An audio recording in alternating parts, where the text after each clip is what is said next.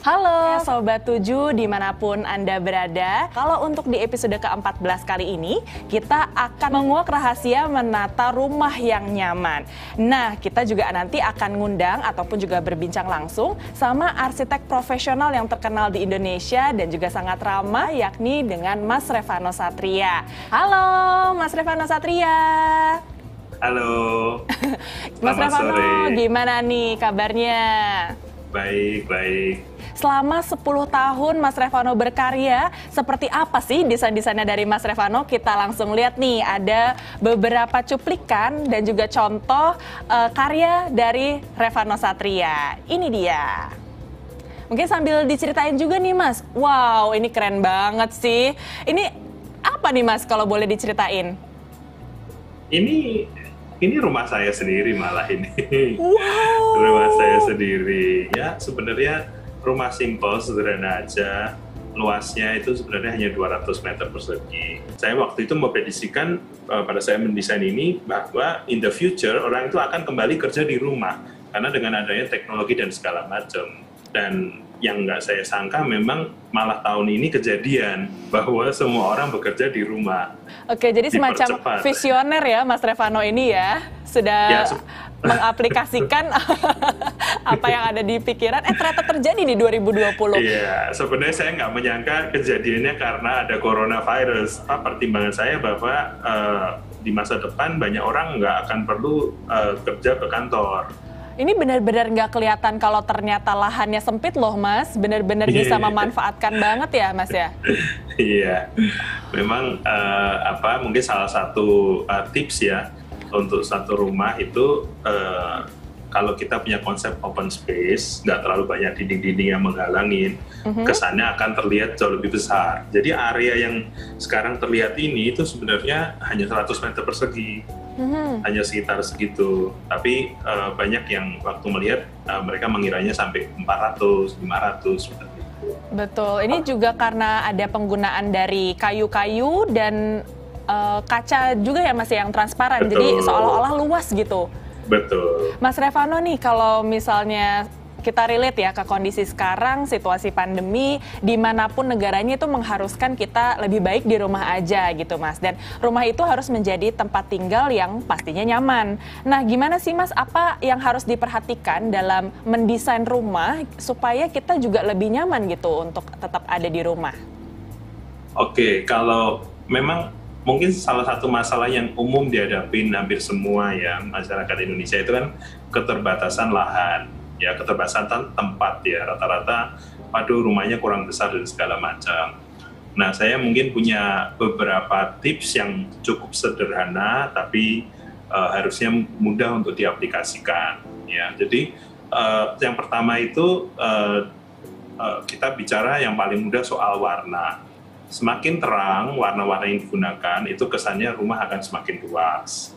Jadi kalau Anda ingin rumahnya terlihat lebih luas dari yang seharusnya, gunakanlah warna-warna yang terang, putih, off-white, abu-abu terang, itu bisa dipakai. Nah, yang kedua, kalau memang terlalu sempit, bisa diakali dengan penggunaan cermin di dinding. Karena kalau menggunakan cermin di dinding itu, ilusinya ruangannya jadi 2 kali lipat dari yang sebenarnya. Itu banyak kita lakukan kalau misalnya kliennya punya apartemen yang luasnya kurang dari 70 meter persegi, itu kita gunakan trik seperti itu.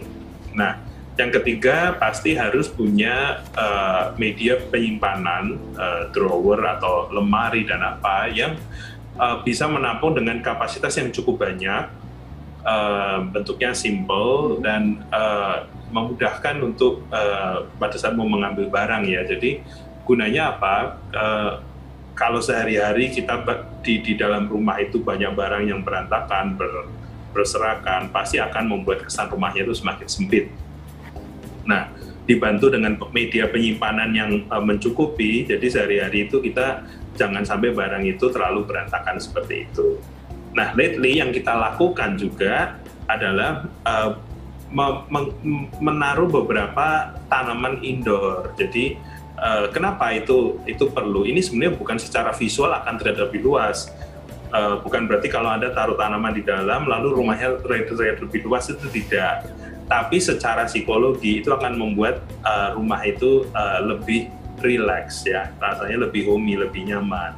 Nah, dengan perasaan yang lebih homey, lebih nyaman itu diharapkan kesan rumah luas itu akhirnya secara psikologi tercapai. Kira-kira begitu.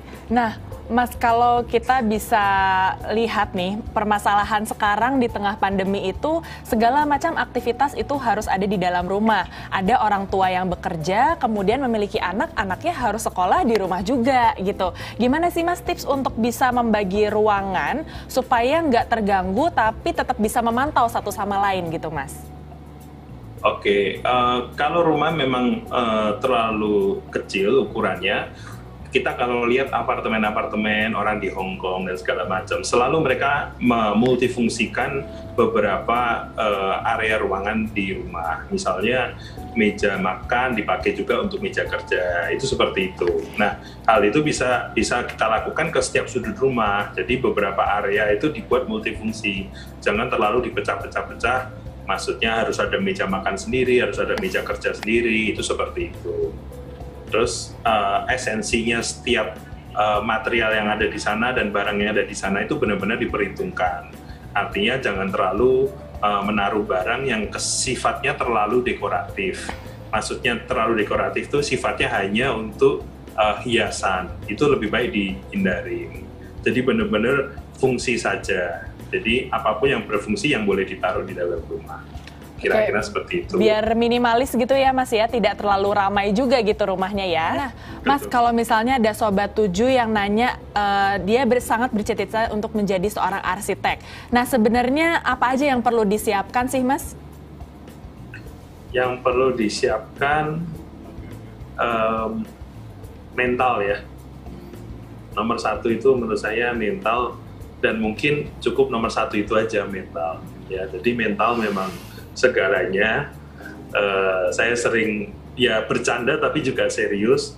Kalau ditanya apa masukannya, hanya satu kan, banyak-banyak berdoa gitu. Karena secara pekerjaan kalau jadi arsitek itu memang tanggung jawabnya berat. Karena dia akan menggait proyek dari awal sampai akhir, harus mengerti persoalan teknis, estetika, mengerti psikologi klien, mengerti banyak sekali hal. Jadi memang pekerjaan arsitek itu cukup berat. Mungkin interior bukan dibilang lebih mudah, tapi tanggung jawabnya lebih menyenangkan lah kalau interior ya. Karena kita menata dalam rumah dan segala macam itu lebih menyenangkan. Kalau arsitek ya mental dan banyak doa lah. Karena kalau seorang arsitek juga harus memahami desain interior itu sendiri ya Mas ya. Harus banyak banget cakupan yang dipelajari begitu. Pasti. Nah, kalau